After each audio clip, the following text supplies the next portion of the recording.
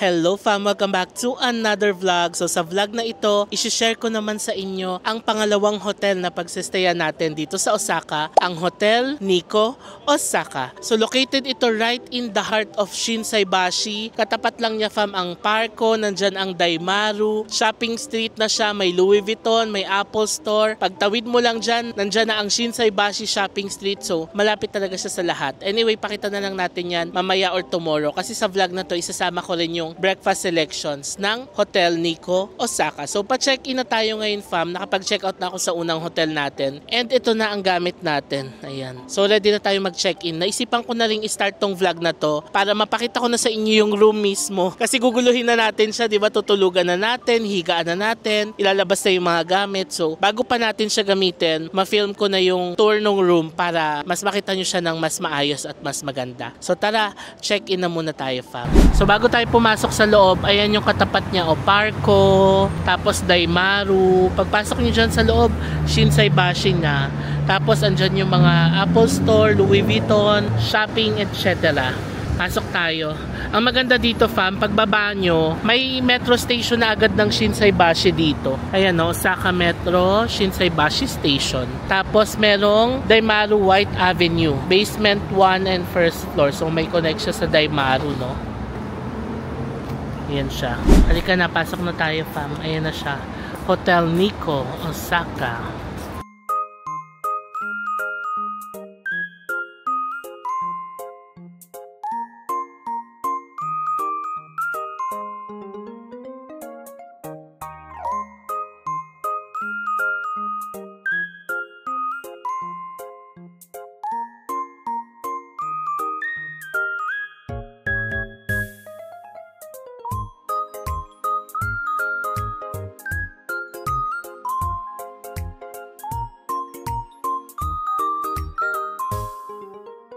Naka-check-in na ako fam. In-upgrade nila yung room to a superior room. Ang binuko lang kasi is standard single. So nag-upgrade sila ng superior. Diba? So nice. Anyway, ito na yung lobby nila. Ayan. Here's the lobby. Halika na, akit na tayo sa room natin. Elevator. Wow, ang ganda. Wow, ang ganda ng hallway, oh. Meron din silang free ice cube. Oh, ice machine. Nice. Nakakatawa naman yung ice machine nila. May sariling kwarto. Ang cute. Now, let's head to our room. Ang room natin ay 2217. Nakakatawa naman, in-upgrade nila tayo sa superior room. Thank you naman po kay Hotel Nikko Osaka.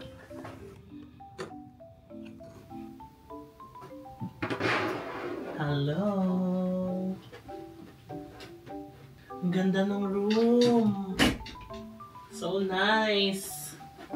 Bigyan ko kayo ng quick room tour! So ito yung pinto natin fam. May emergency route. Tapos nandito yung hanginan ng mga damit. Meron tayong hotel sleepers. Tapos safety deposit box. So I guess dito tayo pwedeng maghang ng mga clothes natin. Meron pang lagayan doon sa taas. Tapos merong full body mirror here. Hi. So bago tayo pumunta sa room mismo, tingnan muna natin ang toilet. Ang ganda ng toilet. Grabe, ang laki nung in-upgrade natin from the previous hotel na pinagstayan natin kahapon. So here's the lavatory. Ito yung mga toiletries. Hair shampoo, body soap, and conditioner. Merong cleansing cream, cleansing foam. May moisture lotion. Hair toner. Tapos, kompleto rin ito, oh. Diba? Nice. And meron pa bathtub. Wow, parang ang sarap naman mag-bathtub. And ang ganda ng toilet fam, oh. Toto washlet. So, Japanese style. Tapos, may bidet din siya dito. So, nice. Yan, ang ganda. Grabe. Tapos, ito yung control ng aircon. Salamat naman, may sariling control na. Ang hirap nung naka-centralize. Ayan siya. Tapos, ito na ang room. Simulan natin sa side na to. Meron tayong minibar. Okay, ito yung electric kettle or inito ng tubig. Tapos, ayan ang minibar natin, fam. Oh. May tsaa, may coffee, and then meron tayong mini ref. Toshiba mini ref. Tapos meron pa tayong pa-sofa dito, o diba? And then, ito na ang ating kama. Oh, ang laki ng kama natin. Meron tayong telephone dito, may alarm clock. Tapos, ito yung mga controls, oh. Yung charging port nila, parang universal din. So, meron din silang sleepwear, no? So, yan ang ating room, fam. Napakaganda ng room natin. And for Japan standard, parang malaki-laki na tong room, no? Although, in-upgrade naman nila tayo into a superior room. Okay, fam, that's it for the room tour. Ang ganda, no? Nabuko pala ito sa Klook for around 6,500 pesos. Tinignan ko yung superior double kasi di ba in-upgrade nila tayo. Ang price na breakfast included is 8,114. O, di ba? Okay din na na-upgrade tayo. Pero yun, fam, ang binook ko is the standard single room non-smoking. So, yun yung around 6,500. Kung hindi kayo mag-a-avail ng breakfast, mas mura pa siya, fam. Nasa around 4,500 lang per person, single room. O, diba, kung ako sa 4,500, go na ako dun. Pero surprisingly, ang mura kasi nung check-in ngayon, yung Tuesday to Wednesday. Pero pag Wednesday to Thursday na, teka, tignan natin. Yan, no, mas mahal na siya. Yung standard single room, no breakfast, 8,200 na agad. Tapos, breakfast included, 9,200. So, nagkataon siguro na ang mura nung nabook natin. May mga ganun naman, diba? Na natsyempohan natin na mura yung nabubuk natin. Pero pag tinignan mo yung mga ibang araw and succeeding days niya, mahal na, no? So, ang swerte natin na nakakuha tayo ng ganitong rate, no? For this hotel, around 6,000 pesos kasama ng breakfast. Pero pag ibang dates, nasa 8 plus na, diba? So, yeah, papahinga na muna ako, fam. Itong vlog na to, itutuloy natin tomorrow pag nag-breakfast tayo para papakita ko sa inyo yung breakfast selections dito. Good morning, fam. So, it's the next day and 9:30 na ng umaga ngayon. And papakita ko na sa inyo yung breakfast selections dito sa Hotel Nikko, Osaka. So, dalawa yung restaurants nila dito. Una yung cafe restaurant Serena, Western and Japanese buffet, tapos Japanese Benkai, Japanese buffet, no? So, mamimili ka lang. So, parang gusto ko yung may Western and Japanese buffet. Doon tayo sa second floor. So, tara, fam, baba tayo and we're ready for breakfast. Ang sarap pala ng tulog ko dito sa hotel na to, fam. Like, nakabawi talaga ako ng tulog kasi kahapon dun sa unang hotel natin, hindi ako masyadong nakatulog. As in, madaling araw na talaga ako nakatulog, 2 AM. Tapos nagising ako ng maaga. Pero ngayon, bawing-bawi talaga. Anyway, breakfast tayo sa baba.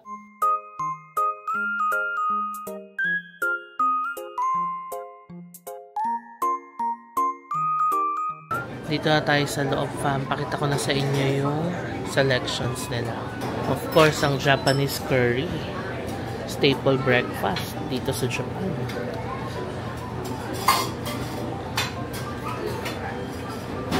Koshihikari, rice grown in Shiga. They also have porridge, miso soup, udon, grilled fish, bacon and sausage, hamburg steak, and dim sum. Wow. Meron din silang vegetables, stir-fried noodles with salt, and pumpkin soup. Kaso wala pa. Nire-refill pa yata. Dessert. Black tea roll cake, and then fruits. Meron ding mga cereals, and whipped cream. Sarap to, pancake, tapos whipped cream. Maple syrup. Ito naman ang kanilang mga pastries. May croissant, toast, butter roll. Here's the toaster. And then, ano to, butter? Margarine. Margarine. Ang galing naman ng kanilang pure honeycomb. Ayan, Dito naman pwede ka magpagawa ng okonomiyaki omelette. Nice. Meron ding sandwich, salami, chicken salad, and cheese. Tapos salad toppings. Ito yung ice drink bar nila. Yung mga ganito, popular to dito sa Japan, no? Kahit sa mga ibang kainan. Like, iba't ibang drinks talaga yung pwede mong kunin. Meron din silang milk, pineapple juice, tomato juice, and soy milk. Ayan. Tapos, ito yung itsura ng buffet area. Yung view is yung labas. Ang ganda. So, ayan. Napakita ko na sa inyo yung selections nila. Sarap, no? Pero yung kinuha ko, We're on Japanese style. Ayan, favorite curry. Tapos fish, sausage, ham, gulay, broccoli to and cauliflower, tapos dim sum. And then coffee and water. That's it. Itadakimasu.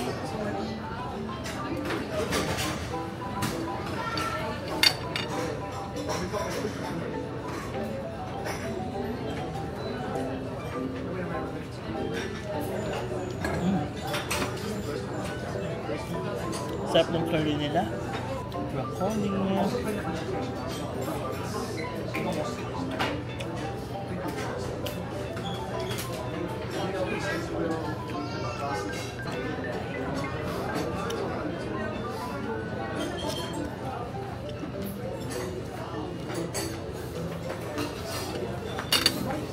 So okay na ako fam, naubos ko na siya, simot, sarap. Hindi na ako kumuha ng second ng tamali. Kasi kakain pa tayo mamaya, diba? Sa ating where to eat. So, tamang breakfast na. Ngayon, nagko-coffee ako. Ano to, hot coffee latte, tapos may ice naman. So, nilagyan ko lang siya ng ice.